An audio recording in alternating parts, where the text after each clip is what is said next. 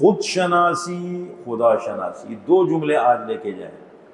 تعلیم کا مقصد کیا ہے؟ جو قرآن نے ہمیں علم دی ہے، جو قرآن کی تعلیم ہے اور جو رسول اللہ صلی اللہ علیہ وسلم کی تعلیم ہے، خود شناسی خدا شناسی، اپنے آپ کو پہچانو، تمہیں اللہ نے کیوں پیدا کیا ہے، تمہارے بنانے کا مقصد کیا ہے، تمہیں مر کے آخر کہاں جانا ہے بالآخر، یہ چیزیں سوچو۔ اور خدا شناسی، اللہ کو پہچانو۔ کیوں؟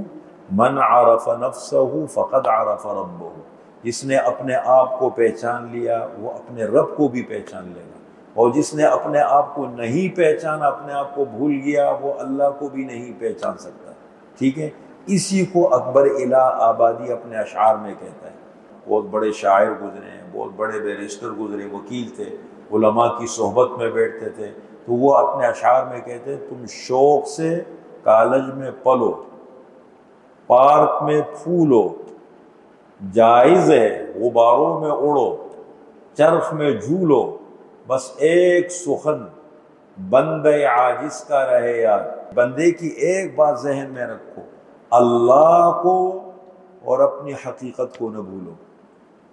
جہاں بھی جاؤ سیکھو، پڑھو، دنیا میں ترقی کرو، سب کچھ، لیکن اللہ کو اور اپنی حقیقت کو نہ بھولو۔